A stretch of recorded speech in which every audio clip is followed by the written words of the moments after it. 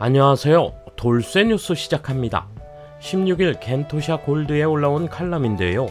제목은 나랏빛 1255조엔 불어나는 채무로 일본인이 직면한 너무 잔인한 현실입니다.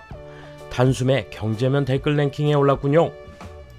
일본의 나랏빛 규모가 미국에 이어 세계 2위에 오르고 GDP 대비 규모 또한 베네수엘라에 이어 세계 2위를 기록하고 있어 국민 1인당 부담이 1억 원에 이른다는데요.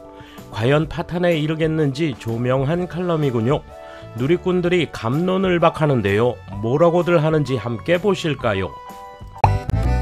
통크신 구독, 좋아요.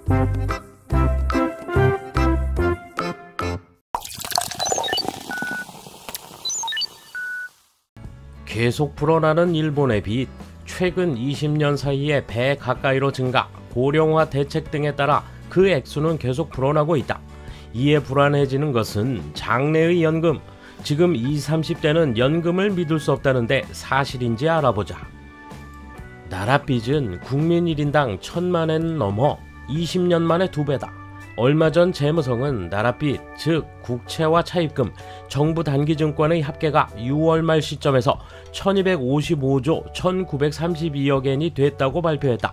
석 달 만에 14조 엔가량 늘었고 국민 한 사람당 환산하면 단순 계산상 처음으로 1,000만 엔을 넘었다.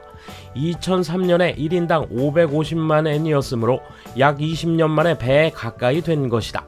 기업 실적 회복에 따라 2021년도 세수는 67조 엔으로 역대 최고치였다. 한편 코로나19와 고물가 대책 등에 의해 세출은 증가했다. 저금리가 계속되어 이자 지급은 억제되고 있지만 세출의 증가가 세수의 성장으로 웃돌아 채무는 팽창하여 금리 상승에 약한 재무구조다. 요즘은 나랏빚이 상상조차 할 수 없는 규모가 되고 있는데 세계와 비교하면 어떨까? OECD의 2020년 자료에 따르면 정부 총 채무잔액이 가장 많은 곳은 미국이다. 일본은 그 뒤를 잇는 두 번째 규모다.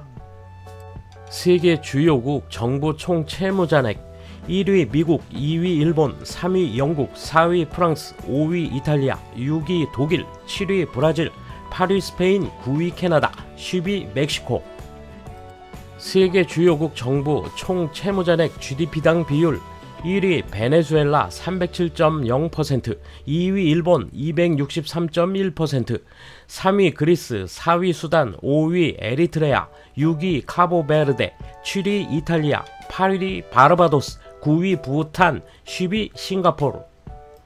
선진 7개국만을 비교하면 일본에 이어 이탈리아 150%, 미국 132%, 프랑스, 캐나다가 112%, 영국이 95%, 독일이 70%다.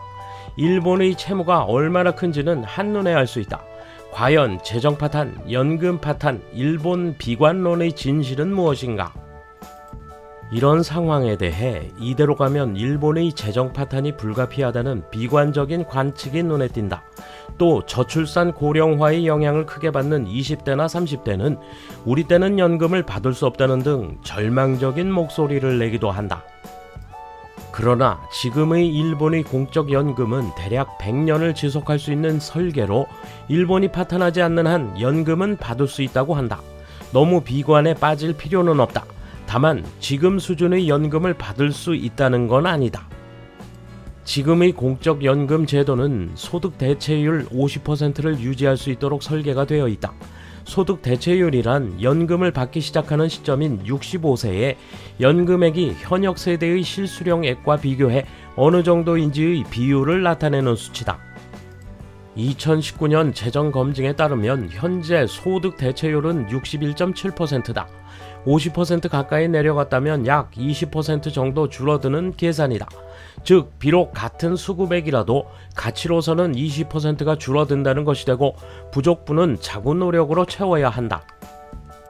또 재정 파탄 이상으로 신경 써야 할 것은 엔화 약세다. 최근엔 고물가와 엔화 약세의 영향을 피부로 느낄 수 있다. 가계가 약한 존재인 연금생활자라면 더욱 고령화가 진행되는 가운데 소비세율 상승은 피할 수 없다. 너무 비관적이지는 않더라도 현역 세대의 노후는 현재의 노인만큼 후대하지는 않을 것임을 각오해야 한다. 젊은 사람일수록 시간이 편을 들어주기 때문에 장기적인 자산 형성으로 대비하는 것이 중요하다.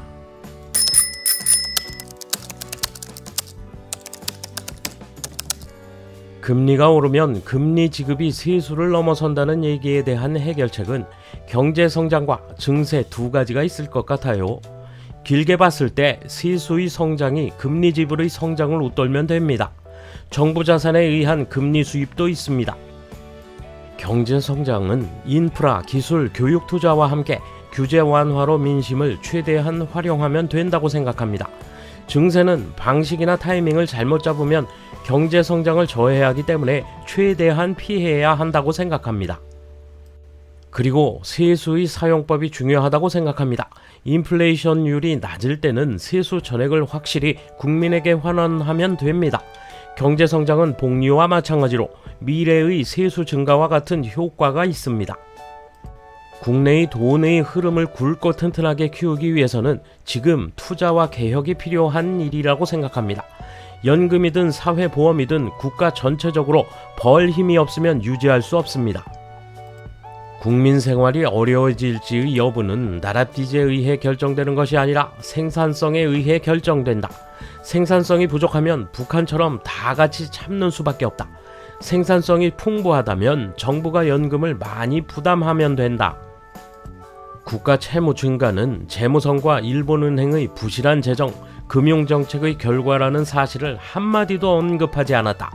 이런 진실을 알리지 않는 언론도 국가 채무 증대의 책임이 있다고 본다. 빚을 늘린 원인은 일본이 전혀 경제 성장하지 않았기 때문이라고 생각한다. 30년간 경제가 침체하고 있었으니 빚이 늘어나는 것은 당연하다. 월급이 늘지 않는 일반 가정에서도 가구 수입이 30년 동안 변하지 않았으니 똑같다는 것은 이해할 수 있을 것이다. 우선 실시해야 할 것은 국가나 일본 은행이 경제 활성화를 위한 정책을 실시하는 것이라고 생각한다. 손쉽다고 소비 증세만을 반복해 민간의 소비 의욕을 감퇴시키고 있는 재무부는 반성해야 할 것이다. GDP에서 차지하는 민간 소비 비중은 50%를 넘었다. 2020년 12월 말 현재 모두 사상 최고를 기록하고 있는 개인의 보유 금융자산 1948조 엔과 민간 기업의 보유 금융자산 1275조 엔을 경제 활성화를 위해 효과적으로 활용할 정책을 내놓아야 한다. 나랏빚 문제에 대해서는 여러 가지 논하고 있지만 개인적으로는 위험하다고 생각합니다. 아무리 생각해도 증가 속도가 빠르고 이 페이스로는 상환이 영원히 무리라고 생각합니다. 지금의 정부는 전혀 기대할 수 없고 내 자녀는 미국으로 이주하는 것이 좋지 않을까 생각합니다. 저출산으로 인한 인구 밸런스도 최악이고 문제를 너무 미루어 언젠가는 폭발할 것이라고 생각합니다. 일본의 나랏빚이 문제없다고 논하는 분들은 이유를 정확히 알려주시면 좋겠습니다. 돈을 찍으면 빚은 없어져도 부작용도 크다고 생각합니다. 일반적으로 빌린 돈은 당연히 상환해야 한다고 생각합니다만 제 생각이 잘못된 것일까요? 돌쇠 한마디. 우리를 걱정하는 일부 목소리도 있지만 들여다보면 꽤 건전하게 잘 방어하고 있죠. 일본은 어마어마하게 빚지고 펑펑 돈 찍어내다 큰 역풍을 맞게 될 겁니다. 감사합니다. 돌쇠 물러갑니다. 이번 소식은 여기까지입니다. 시청해주셔서 감사합니다. 돌쇠처럼 우직하게, 마님처럼 화끈하게.